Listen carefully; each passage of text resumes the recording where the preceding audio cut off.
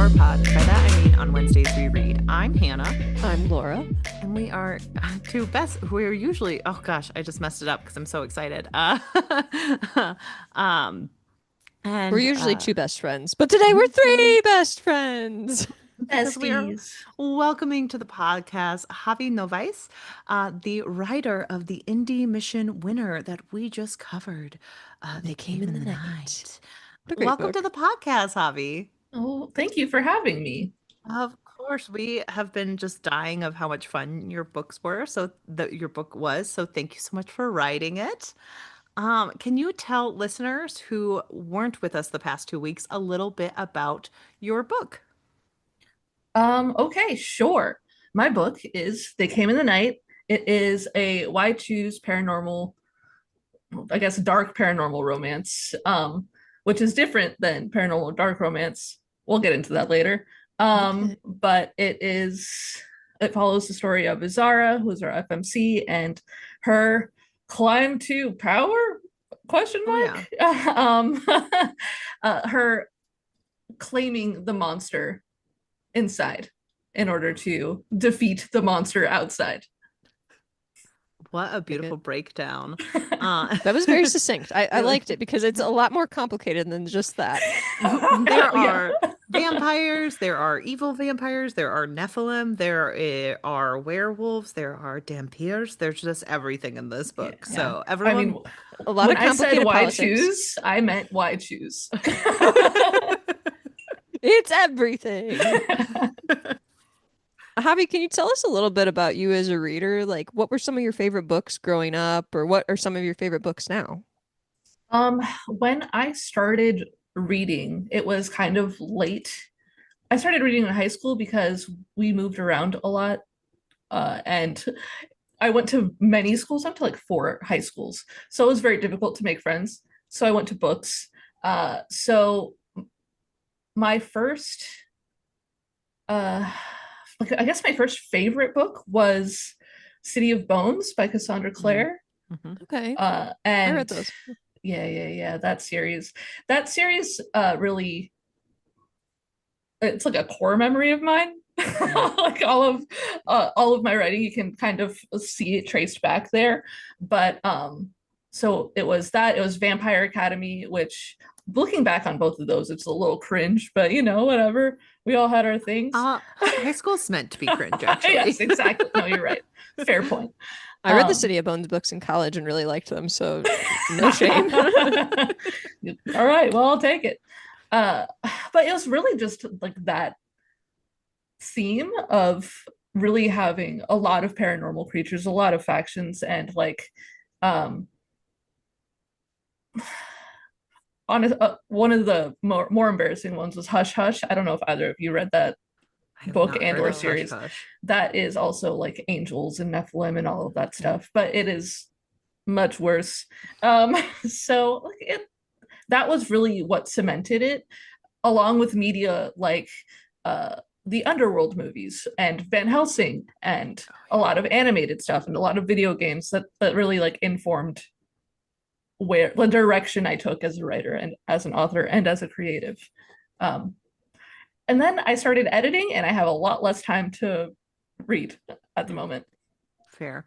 I feel like a core memory for me was finding out that Van Helsing was a bad movie, and that being shocking information. So it's a bad movie. It's shocking information for me now. I know. It was like on How Did This Get Made? And they were like, this is a terrible movie. And I was like, I loved that movie. Yeah. I can't believe you're telling me that was trash. Well, I will just continue to repress the bad parts then. Yes, perfect. You should. I'm so sorry I brought you that news. So I know you said you're an editor, but what got you into writing, and kind of what was your journey into indie publishing? Honestly, it is those books that I really lost myself to when I didn't really have any friends in high school. I read a lot like it was a movie, and it, like, being in that creative space, it transported me into the setting of it. So it was a lot of like me talking to myself, bantering with the characters, and silliness like that. And the more I did that, the more I wanted to like tell the stories that I was imagining. And that was really what got me going, was being in a setting and then wanting to engage with the characters and engage with the story and not really being able to do so otherwise. Fan fiction is what you're saying. I did get my start in fan fiction. You're right. Same girl, or same person, same. Sorry. What got you into indie publishing, like on your journey into publishing? So, honestly, it was the restrictions of trad publishing. It was a lot of getting into trad publishing is being told no so much, and being at the point of my life where I was ready to start publishing, I had already come to terms with being a queer person of color. And when you are a woman in publishing, especially a brown woman in publishing, there's a lot of obstacles in front of you. Add any other intersections and marginalizations onto that, and it's just a lot of no's that I wasn't willing to put up with, because I know that my stories deserve to be read. They deserve to have an audience.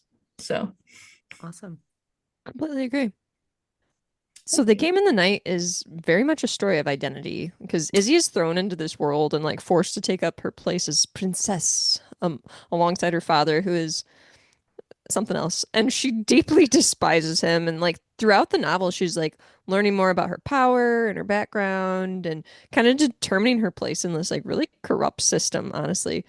But what aspect of her self-discovery do you think is like most important to her growth and the series progression? I honestly, there is the scene in the second time that she has a one-on-one time with Zaziel, where Zaziel's like, you come from both heaven and hell, like just embrace it and do what you got to do. I think that was kind of her turning point of, all right, I'm all in. I will do what I have to do, and what that looks like, I'll deal with that when it's done. um yeah, I think that is really the thing that set her on her course, like for real, for real. That was a really important section. I actually like read that section out loud when I was recapping Yeah. last week. So it is a really important part. And it does kind of show something that I wanted to hear more about from you, because I know you advertise this book as like only morally gray characters. Mhm. Is there a reason why those types of characters like speak to you as a writer, and why you like playing with them? Uh, so yes, I think that morally gray characters, they don't struggle as much to do the hard thing as morally good characters do. Hmm. Morally good characters will have to question everything and the repercussions of everything, and have, like all of your decisions have consequences and they affect people. You never do anything in a vacuum. And that's true regardless of your morals. But I feel like morally gray characters can navigate the minefield of consequence, without, while feeling all of the things, but without the shackles of what we define as morality. Well, and that kind of leads into what I was going to ask next, which like an aspect of the character development in this book that I think is really great is how the characters know that they're not infallible. And like Izzy and Raj in particular, I noticed they deal with like a lot of guilt and complicated feelings. So do you try to make your characters pretty self-aware? Ideally, yeah. I There are, honestly, even Octavian to a point is self-aware in his cruelty and his being the absolute worst. But I We think love to hate that him. yeah, exactly. He's a garbage person, and I'm glad that what happened to him happened to him. But I feel like having self-awareness lends a layer of depth to the character, because when you do something wrong and you don't think about it, I feel like that shrugging off the guilt of it without sitting in it for a minute, it is harmful. I feel like it's irresponsible. Mm-hmm. And despite whatever my characters are doing, they are responsible for themselves. Autonomy is really important to me as an author and as a reader. And it's important that my characters have it. I think that really Love that. shows through, and it was interesting because, we've read a lot of fantasy for the podcast, Mhm. and I remember being surprised at Izzy's fixation with the murders that happened at the beginning of Yeah. the book, where she was like, "Well, those Yeah. count," and I had a moment where I was like, "Why is that so shocking to me?" And I'm like, "Oh, because every other story would have forgiven It's her by because now." most Like- fantasy books, they're like, kill 5 people really quick so we can move on. It's like, Yeah. you didn't know the bounds of Yeah. your power, so just don't feel guilty. And it's like, no, And normal then they're people like, would feel okay, guilty. I gotta go ride a dragon at my new school. Yeah. And So that's just, I don't feel like that's a realistic portrayal of like taking someone's life is difficult, I would hope and imagine. Yeah. Like that weighs on you and you shouldn't be able to shrug it off. And like, regardless of Izzy being able to like navigate her life, it's still a weight that she carries, It's still Yeah, something that absolutely. is now like carved into her character and she'll never be able to shrug it off. well, it's like it's one of those things where it's like, oh, it's context, but it's not an excuse. Like, so like Yeah. all those things happen. It's context, but it's not an excuse for murdering 2 people and just like pushing away and getting them different identities or things like that. But um, another aspect that you have like really deep emotional ties to is like you have a lot of complex love. So you Mhm. have like Izzy loving her aunt as like a parental figure, or her trying to figure out how she feels about her birth parent, and hating Octavian, who's the worst. Uh and then developing like different levels of romance. So you have like and deep friendships. So I know you just said that you really like showing, autonomy, but like why we're showing all these different facets of relationships like also important to you. I think honestly, um, I am surprise, surprise. I am an ace person. I'm on the ace spectrum. So I saw that yesterday. I was like, whoa. I know you'd never tell, but it's all fantasy. But It's all like fantasy. uh, having relationships that are intimate on an emotional level and not exactly a romantic level or a physical level, like that kind of intimacy is something that I crave in my own life, just because again I moved around so much like during my developmental years, so I wasn't able to make bonds or friendships or like lasting relationships regardless of if they were romantic or friendships or otherwise. So again, me living vicariously through my characters in the setting that I'm making, I get to have relationships and it's or experience like that kind of non-romantic soul bond. Like in They Came in the Night. I don't know if many people have noticed, but Izzy doesn't say I love you to any of her romantic interests. She only says I love you to Nin. Like that's the Wow. only character that she ever says I love you to. And it like that was just, to me, it was my little Easter egg of like friendship. Yes. That's beautiful. Yeah. I I do think it's unique though, like in this book, and maybe it's just because I don't read tons of romance, but it seems like Izzy has just phenomenal chemistry with all of her love interests, and they all have like very different situations. But did you think it was like kind of hard to write this level of chemistry? Because it seems like just off the charts chemistry with these characters. Honestly, no. I don't think it was difficult to write just because the way that I write is I'm a hardcore plotter, so I go into every story knowing the characters, and it's kind of like playing dolls. So I know how their relationship is going to be. And it's kind of the discovery process is like, oh, these characters have really fun banter, or like these characters are a little bit more sexually charged, or, so like it was never a surprise that there was chemistry. It was more of a surprise of how that chemistry was going to play out on page. It's really effective. It like knowing you're on the ace spectrum, it's always unique to me because I'm also like I'm a writer, and I talk about how much I hate action scenes in books. Like I glaze over, and then my editing group is like, "You write great action scenes," and I'm like, "I'm pretty sure it's because I'm like I don't think people do it right. I'm never interested. This is how I'd be interested." Yeah, I feel that. No, Yeah, that's so basically the same train of thought. Honestly, like, I tell my own like writing group or author group chat that like I black out when I write smut scenes. Like, I check out, someone else writes those. I come back in to do the editing afterwards. well, they are fantastic at writing those. Thank you. We both lived in a sorority in college, and our house mom wrote romance novels, and she went on the record that she would get like blitzed whenever she had to write a sex scene. Oh my goodness. She's like, I just have to like do some shots of vodka and go at it. That's Uh, funny.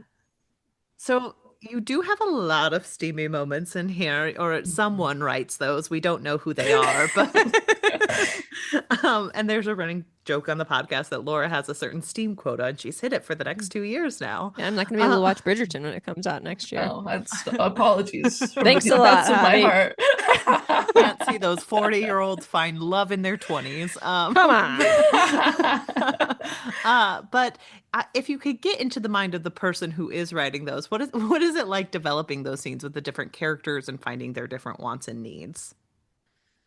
Honestly, it is a lot of the same as building the relationship outside of sexual intimacy. It's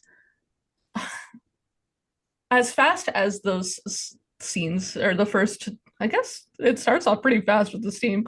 Some of it's like chapter 3 or something, speed. chapter 2. There's a bathroom that you're like, that's a dirty bathroom. It's not gross.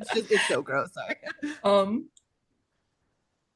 As fast as those scenes happen, it still like I still need to play with the characters before I'm able to get with them.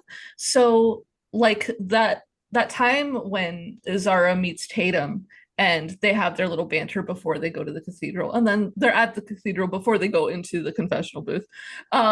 Like that time really helps me figure out the characters, and once I know the characters, then I can be like, well, yeah, that would make sense that she'd be into that, or like that they wouldn't want this, or it really is me having a relationship with the characters and building that relationship in order to understand their wants and needs in order for those things to be met within the scene. Oh, that makes sense.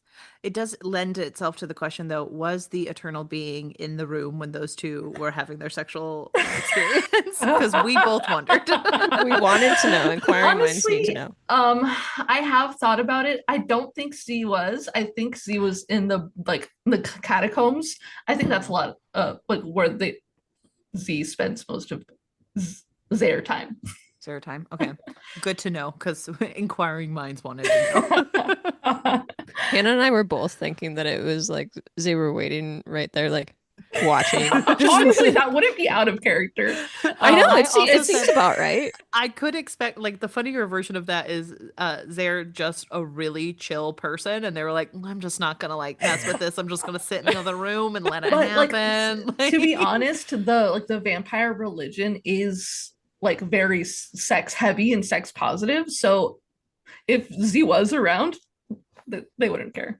Yeah. It's like, business as usual.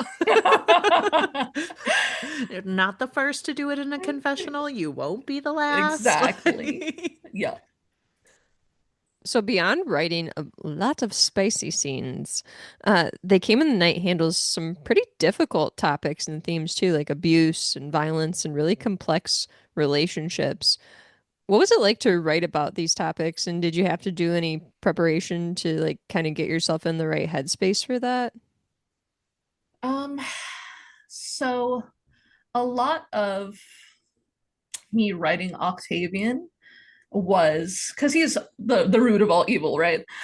So yeah, he's kind of yes, he's the absolute worst. So a lot of me writing him was comforted by the knowledge that he wouldn't make it to book 2, and that these violent delights get violent ends. So, uh, the wheel comes full circle and all that nonsense. So getting into the headspace of writing the interactions with those heavier themes, and most of them being around Octavian, was like, I don't want to go too far, because as far as I took it, if I was less concerned about my own mental health and those of my readers, I could have gone darker, like other authors might have chosen to take it to an even darker place.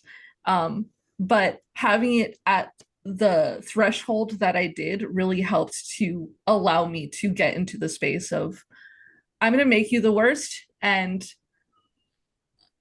knowing that you're not going to survive this book is going to hold me over, and I'll just be mad at you, and that'll just fuel more interactions. And it did, unfortunately.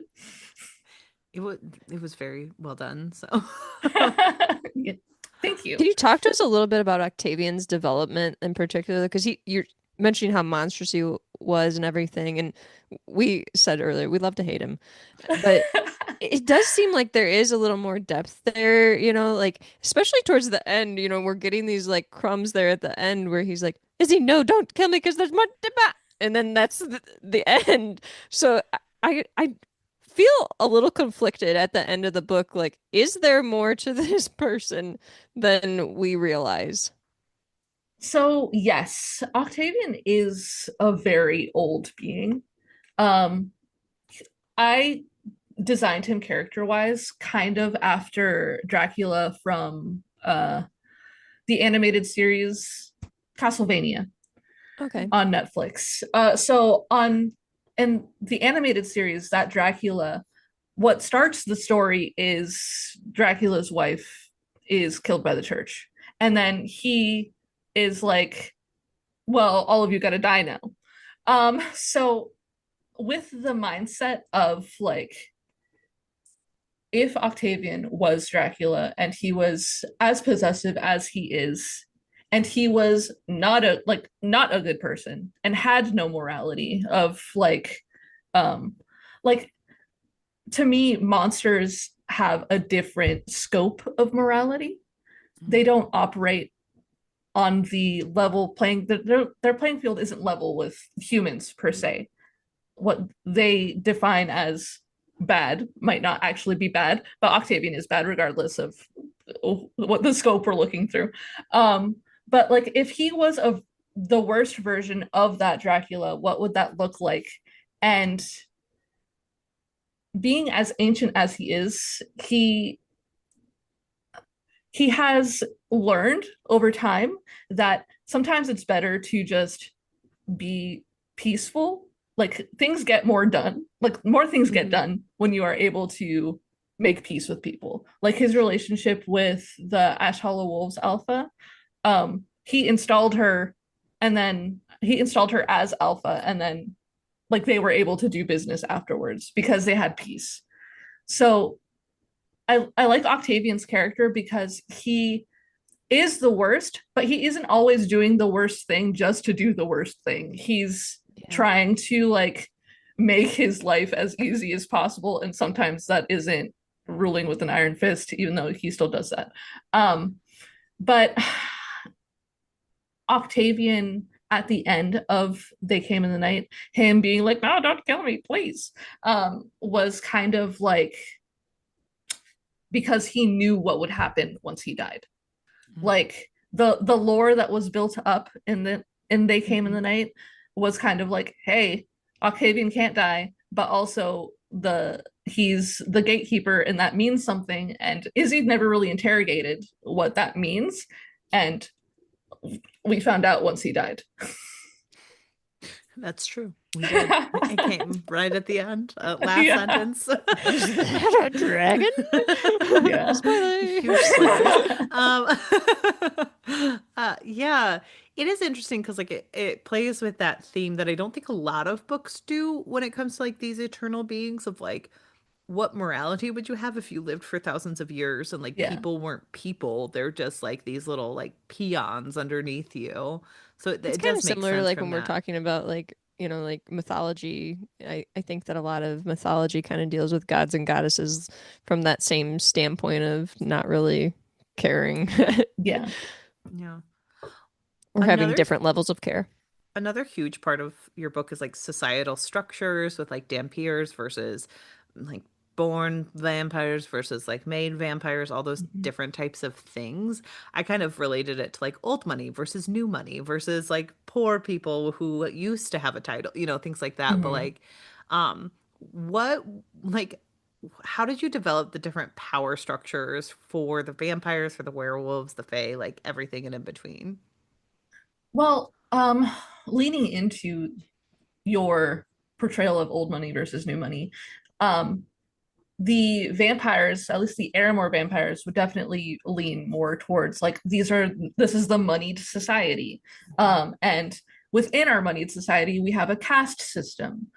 And then for the wolves, which I didn't really get to explore, but I hope to in future installments, it's more, at least for the Ash Hollow wolves, it's more family oriented. Mm. So it doesn't look probably anything like the vampires. It's really just like Selena is the alpha and she takes care of us and we take care of her, and then we all make sure that this machine is running together. And then for like the Grim Heretics, it's kind of like if you collect just the outcasts from everyone and just put them in a place, and like uh, Ekraj needs to have like a certain amount of authority, but he's also like welcome, be merry. So they follow him because he offers freedom while also following or offering community. And I feel like for the fringe factions and also for the Aramore vampires, what is the driving force of keeping them together? What is the glue that keeps them together is community. And that just looks different for each Yeah. one. I like the basis in community though. That's always Mm-hmm. interesting because I feel like with power structures, that it's always like what's power, but it's like no, what's community? Like that's a Yeah. Right. very rich text. So, um, on a little bit of a lighter note, I mentioned off the mic, I love Nephilim. I was obsessed with them since an ABC Family show had I them. remember it. Yeah. Had I the don't guy remember what from it's called, Vampire but I Diaries. remember, I yeah. don't remember what it was called. I think it was called like Fallen or something like Oh, I dramatic. think you're right. Yeah, yeah, Yeah. yeah. You can go back to our Indie Mission pick. I think I mentioned it and I even looked it up at that point. But it's such a unique magical creature type, and you had like the Dampiers, which I don't think are talked a lot about in media. So do you have like a favorite obscure magical creature? Do you have like a fascination with more obscure magical creatures? For obscure, honestly, probably Nephilim. Mm. They are. I grew up religious. I have a lot of religious trauma. They are a good outlet for that. So, yeah, I really love Nephilim. Probably any paranormal slash urban fantasy that I write will feature Nephilim. Beautiful. I can't wait. I think my fascination with Nephilim also comes from like religious It'll trauma do you. because It'll get you every time. we repainted our church and they did it in like angel theme. So we had like a 6-month series of like angels and like what they meant and all that stuff. Yeah, And I yeah, think I yeah. was like, my magical brain was like, this is fascinating. I want to know everything about it. So Yeah, I feel that. Speaking of Nephilim, can you tell us a little more about like the backgrounds of Zaziel and Zuriel, or are we going to get more of their backstories like going further in the series? I will probably explore it further in the Okay. series, but I'm fine to talk about it now. It's all right. Okay. So I think because again, I plot everything out, but it doesn't become official until it's on page. Um, Zaziel met Octavian when they were young, and Octavian, despite his terribleness, is a very attractive, very magnetic, if not charismatic, but also depending on the lighting, he's charismatic as well. Um, he he has this aura about him, and I think that they kind of like fell in love with the romantic dream of what their relationship could be. And Zuriel doesn't love him in any capacity, and she never did, but she loves her twin. So I think both of them kind of integrated, or at least Zaziel integrated into the coven, pursuing love with Octavian, and Zuriel was kind of running support for Zaziel, and then things just got bad, as abusive relationships tend to do. They present themselves as one thing, and then gradually they become another thing. And then it got to the point where Zaziel himself was just like, I don't want to bring a child into this situation. We got to do something about it. And Zuriel was just like, say less, let's go. I got your stuff packed. I'm good at that. I have the day one bag ready to go. She's great at a day one bag. I like that she like purchased it before, and Izzy was like, I've never seen these clothes. Yeah. Real. Zuriel always has an escape plan. Awesome. She's ready to ditch a car at any moment. Yeah. I was like, wow, for an angel, she's doing a lot of Grand Theft Auto. So. Hey, different morality. She's taking full advantage of that.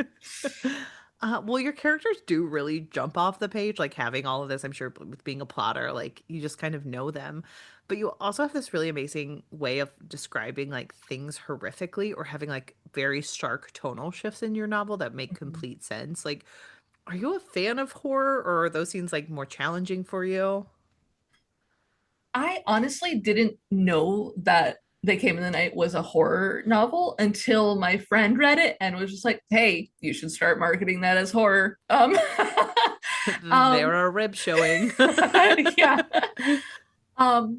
Like it made sense in hindsight, because a lot of the things that I enjoyed, like Underworld, like Van Helsing, or like the Van Helsing animated movie that is forever years old now, those the things that happen in those like paranormal settings in media, they are rooted in horror.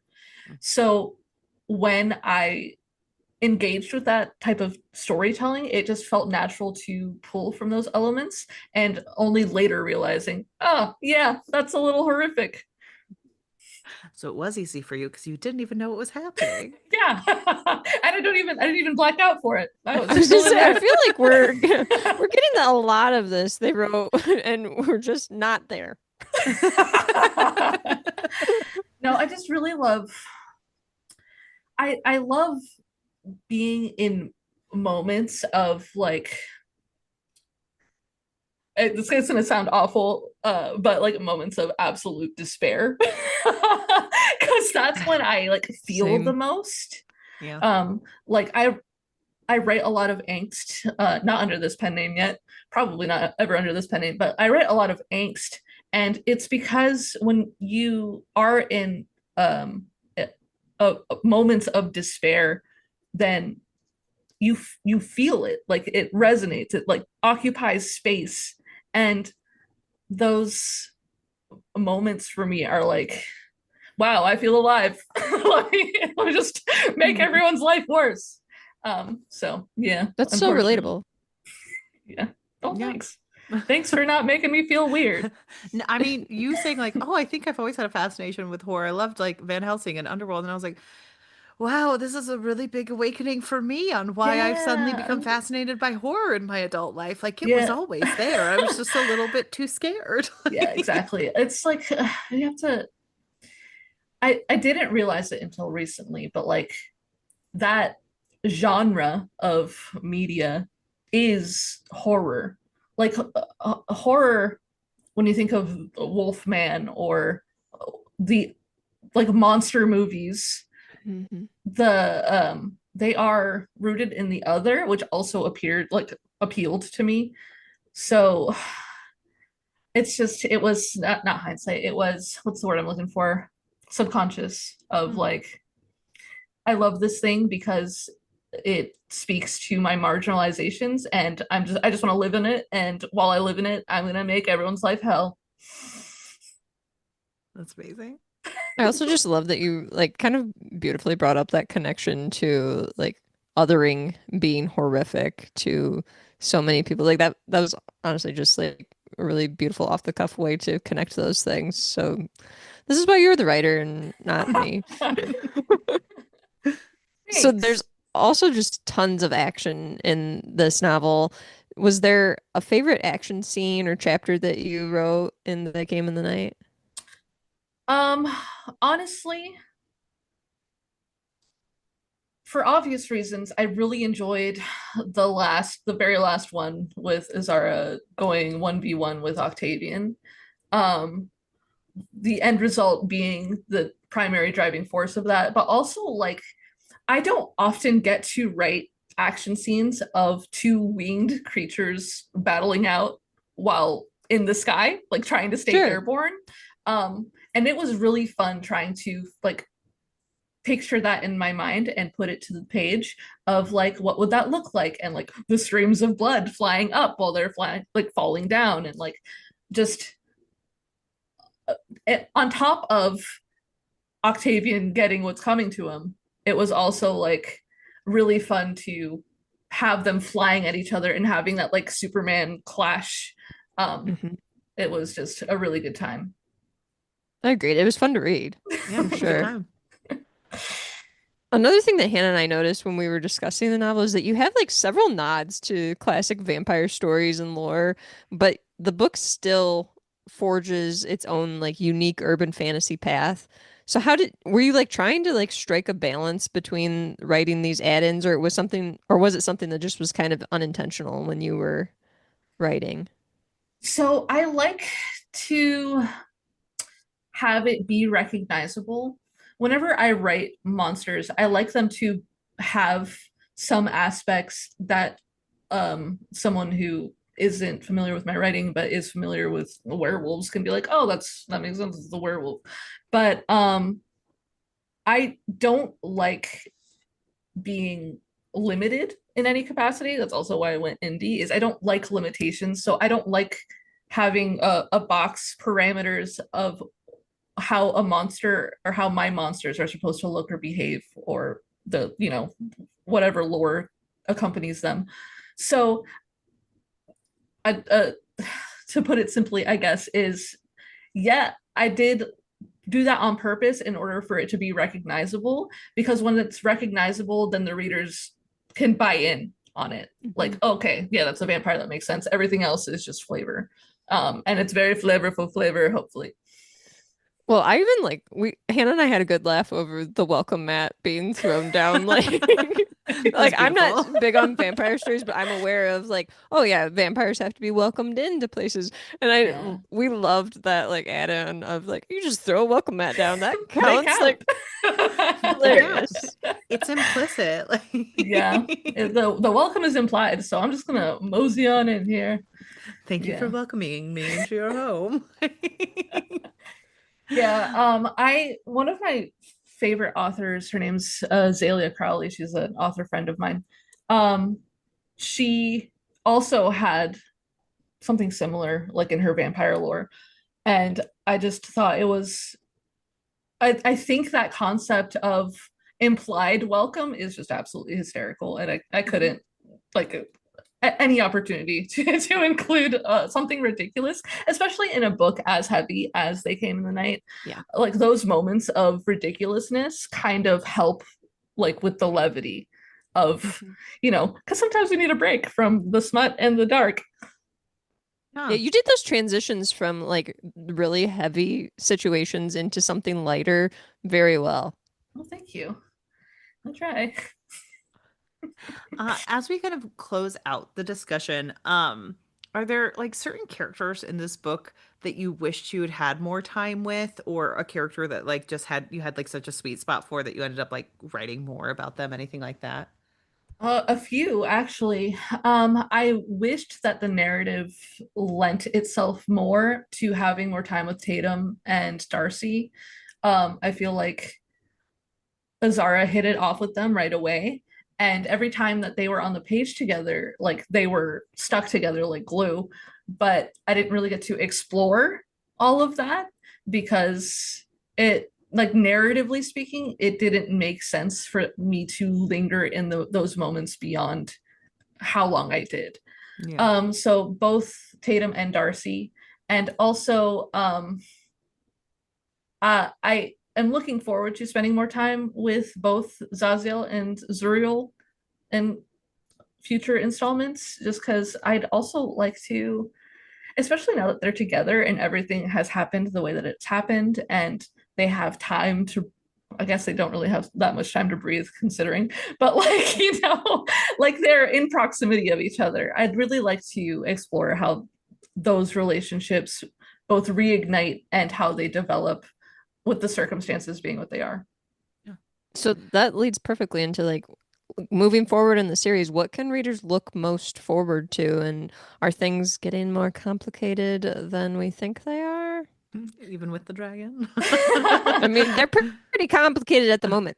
Yeah. I think you can expect things to get a lot more complicated, but also with Azara holding the position that she does, you can also expect more time spent in relationships, in those moments of characters having one-on-one time, and also like non-spicy group settings, like how they work together, or how they will figure out how they work together, because they're gonna have to figure their shit out.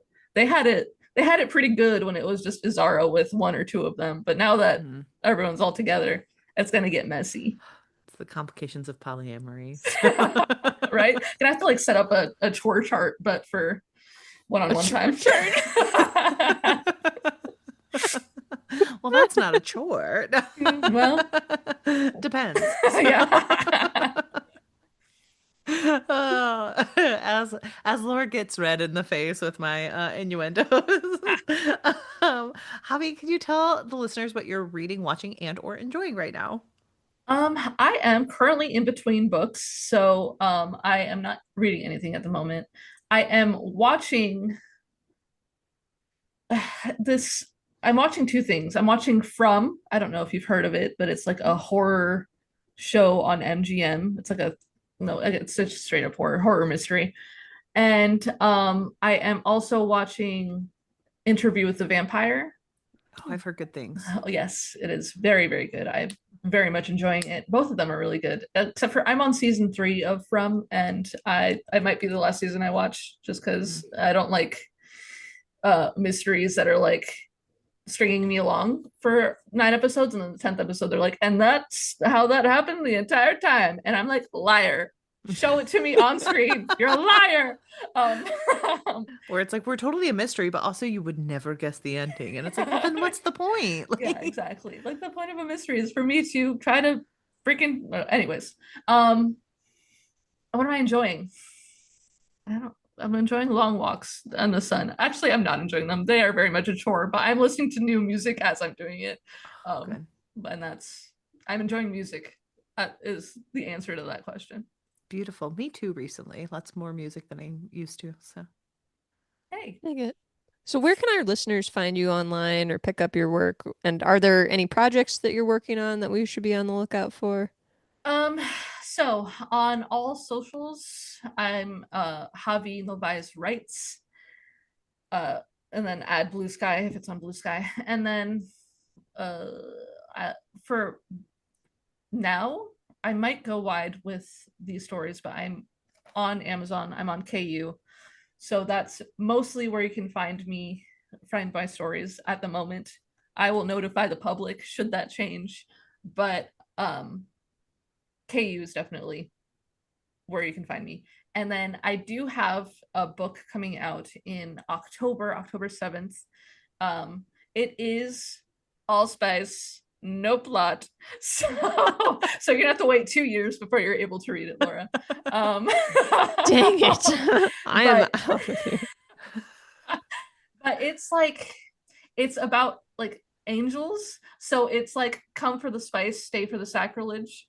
So that'll be coming out October 7th, and then I'll do like a a title release soon and then a cover release after that. But honestly, that's the most I got going on at the moment. And I did Beautiful. notice that if you want to pick up a signed copy of They Came in the Night, Right. you can get that on Javi's That's website. on my website, which Yeah. is just You can- javinovais.com, I think. You can even get it through the cart. Yeah, thank you for that, because that wasn't set up before, and yeah. When I I was tried to just like, order, I tried to order it. I was like, I can't actually purchase this, and you were like, "Thank you." for real. Yeah, that was having that realization. I was just like, God dang it, Javi, you silly slut. What is going on with you? That's amazing. Well, thank you so much for coming on. Thank you for writing this book. Yes. It was a great time. What a We romp. loved We love reading it. it. Like, thank you. And you're welcome back anytime. So Yes, thank you for having me. This was great. Of course. And listeners, you know where to find us. We'll be here next week with some bonus content, or you can find us at OWWR Pod, and we will see you next week. Bye. Bye.